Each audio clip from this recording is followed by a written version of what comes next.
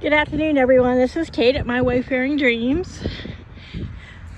We actually have a day where it's supposed to get up in the 80s. Finally, some warm weather. Some nights in the 60s. The Saturday's supposed to drop to the 40s in the evening. There'll be high 40s, and I don't trust weather forecasts. Look, my little maple tree rescue is all leafed out, and he's getting tall. I know, I guess eventually I'm supposed to take down like the weakest trunk, but I think I'm gonna leave it a double trunk. It's just so pretty. Now I'll cut down this little one, but I'm such a mama. I'm like, oh look, it's got little baby leaves. I don't want to hurt it. But my azalea that I transplanted last year from a piece that was broken off a neighbor's didn't come back this year. It made some little stalks, but it might be a couple years. I need to get out here and do some weed eating, but the weed eater's just kind of heavy and it really pulls on my back. And I'm only I just finished, well, Friday will be the end of my second week of the second month of PT, which it is helping, but it doesn't change the fact that one leg's a little bit longer than the other. So I'm going to try to get in to see a chiropractor. My insurance, of course, will only cover it if it's medically necessary, so he has to say it's medically necessary. But the head of the PT department where I'm going said that should not be a problem, because having my gait, there's nothing that the orthopedic doctor can do except for send me to PT. And you know how a lot of those specialists are. If they can't cut on you, then they're not really interested in you.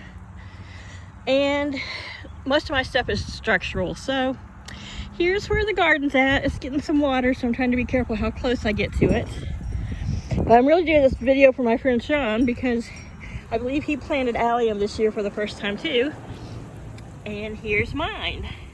These are only going to be about 2.5, probably 3 feet tall at full growth, and they will make the perfectly round purple balls. So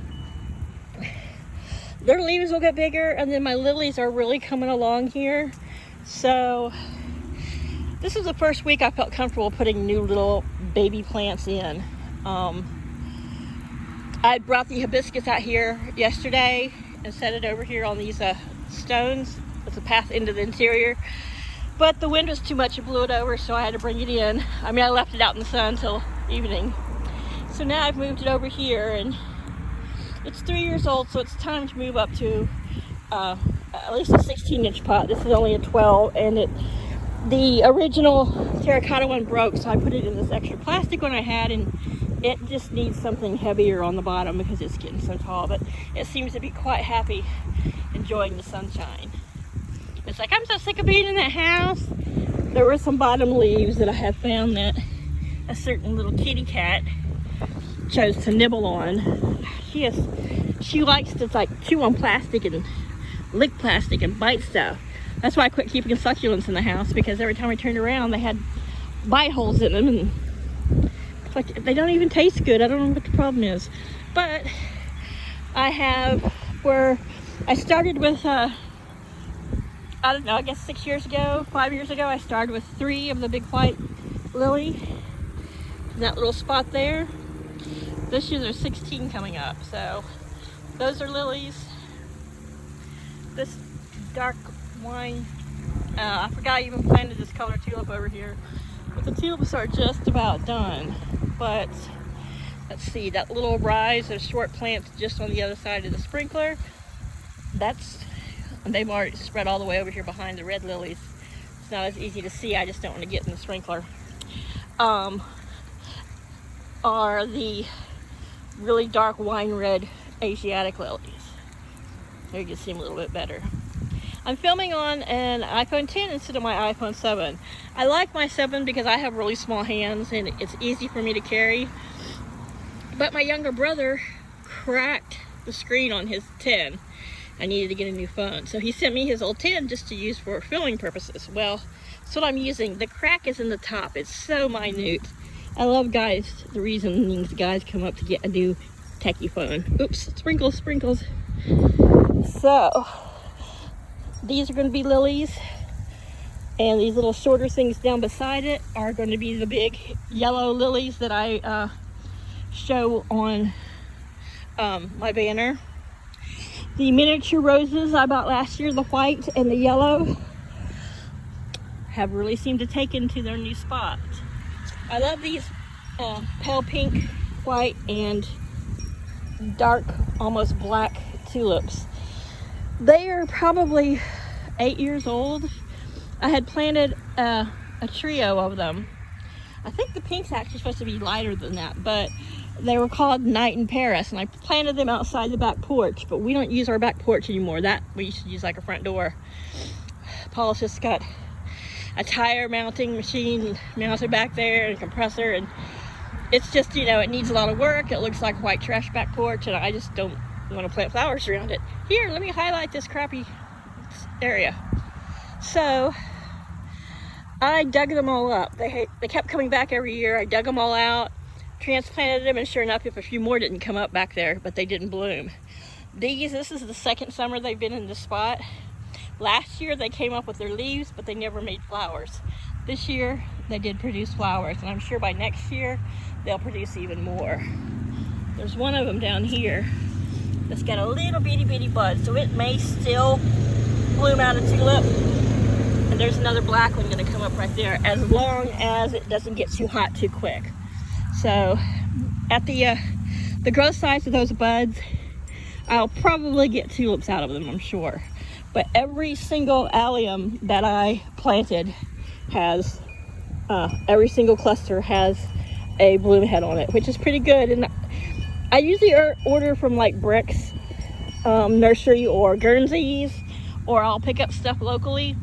But any of you who ever buy from Zoo Lily, you do get quality plants from them. And you can order them pretty much throughout the year when they're offering them, and the nursery will ship them to you when it's time to plant them.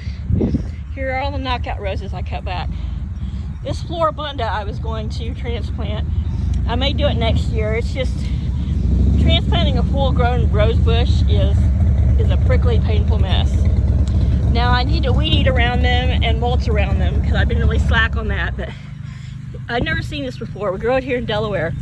It doesn't prickle you, but it's real sticky, and it's like invasive, and it just goes everywhere. And I pull it out and it just comes back. But I've got a white canvas hammock chair, and I don't really have a tree here where I can hang it, but I think this dogwood could probably support it right there. And then I'll just move this bird feeder. All my trees are pretty much on the periphery of the property, and a couple of these that are clusters like that are old trunks that Paul had cut down long before I ever moved here. So, and of course the Norwegian spruce is nice and big, but its limbs are not strength and the solid quality of a hardwood to be able to hang anything from it. And spiders sometimes like to hang out in those little spruce droopy thingies, and I don't like spiders. So I think I'll move these, at least the bird feeder, and get a chain that has the protected coating and wrap around it that will be okay for the tree, and hang it from right here.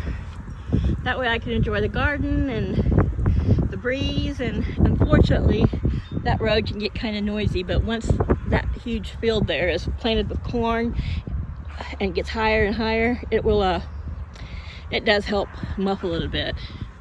I'm gonna get Paul he's reluctant to let me use his chainsaw. I don't know why, but if he won't do it, I need to cut some dead branches off of this dogwood. This dogwood's probably been here 30 years or more. It's really old, but it's really pretty still.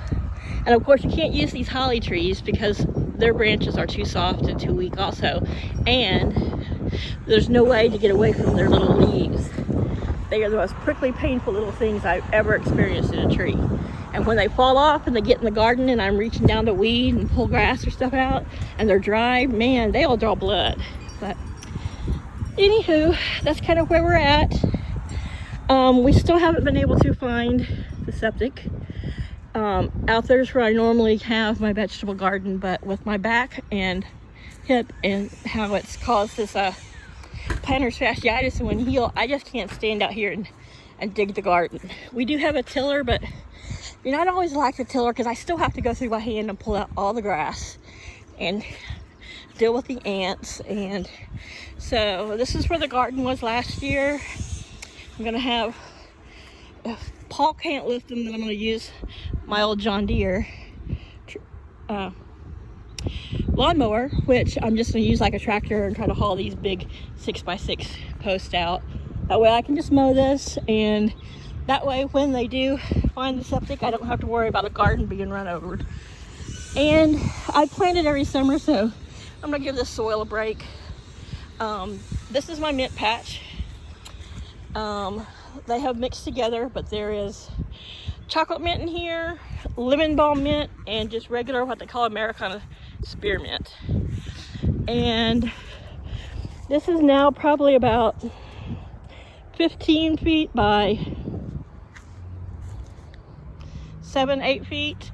I did mow around the periphery. That's where all this little short stuff is on the riding mower, but I like to have a big mint patch.